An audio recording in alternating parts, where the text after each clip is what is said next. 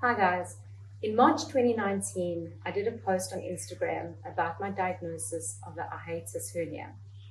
I get a lot of direct messages about that post. A lot of people have asked me some follow-up questions or asked me to explain the post. So I thought maybe I would just give you a little bit of feedback and how I'm doing now.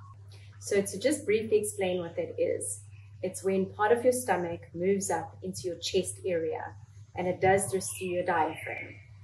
So if you can imagine your stomach a little bit bulging and being squished in the middle, I wouldn't really say there's specific symptoms associated with it. I just had symptoms of reflux. I had a lot of acid always going into the back of my throat. I had huge anxiety around eating because I knew I was going to be super bloated. I wasn't digesting my food, and sometimes I was constipated for about a week. I would wake up with reflux. The whole day I would have reflux. The reflux would give me headaches, but there wasn't anything specific to say, oh, this is a hernia. I did have quite a lot of tightness in my chest from obviously the stomach being more or less in that area. It was only until I went to a specialist and I did a colonoscopy and a gastroscopy, that's cameras on both ends, that I got my diagnosis of a hernia. And I remember when I was diagnosed, I was actually really relieved, because it might sound scary, oh, you have this really scary thing, but at least you know what you have. And I'll never forget the specialist writing a prescription, and he handed the script over to me and said, oh, don't worry, take this, it'll fix you. And it was just for an antacid. It was actually worse than an antacid. It was called a PPI, which is something that stops your acid production. And I knew that that wasn't going to fix me. I'm a pharmacist. I knew that that was just like putting a Band-Aid on the problem. And what's worse is that 90% of people that are given antacids don't have high acid levels. So you can imagine with how I've explained a hernia, it actually didn't mean I have more acid producing, it was just in the wrong place. My stomach wasn't able to digest my food, and for that reason, acid was bulging up into my esophagus and causing reflux.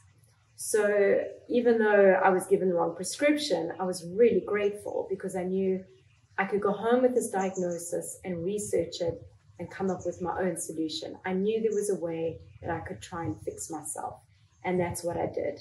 That is what the post was about in 2019. After doing 30 minutes of research when I got home, I discovered a whole bunch of videos done by chiropractors and physiotherapists. And what they said is a hiatus hernia is a physical abnormality. Your stomach is sitting higher than it should be. And the first thing you need to do is just to try and force your stomach back down where it belongs. So part one was to just put some weight in your stomach, which is one of the exercises. I had to drink half a glass of water, and then with the act of gravity, so by jumping down a small step, pushes your stomach down back into your abdomen. So that was the first exercise. The second thing was to do self-massage. So if you had to breathe in deeply and feel just under your heart here where your ribs are, and push down, I could actually feel my stomach sitting there, and I could massage it back down into my abdomen. So those are the two exercises I did, and the relief was almost immediate. I even heard a weird noise as my stomach moved back down to where it should be. And I had instant relief when I breathed. I could suddenly feel like I could take deeper breaths. My chest wasn't so tight. So that was hugely helpful. So since that post, I've had a lot of direct messages, even right up until last week, just asking me, do I still have to do the exercise, or how am I now? Am I better? Do I take medication?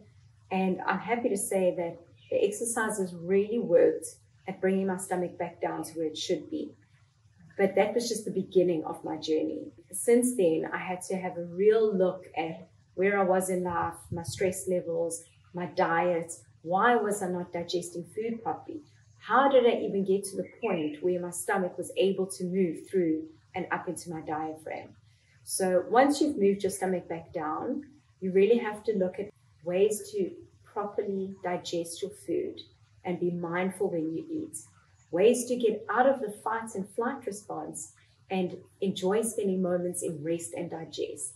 Because getting to a point where you have a hiatus hernia isn't just one reason. You didn't just get there because you ate incorrectly or just because you're stressed. There's a multitude of factors that got you there.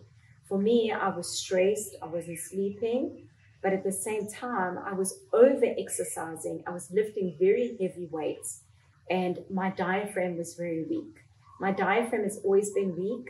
I grew up with asthma. It's been a sore point for me. So I had to work on how can I strengthen my diaphragm and really diaphragmatically breathe. I'll do some follow-up videos if you guys would like on those techniques, what kind of food I ate, how I de-stressed.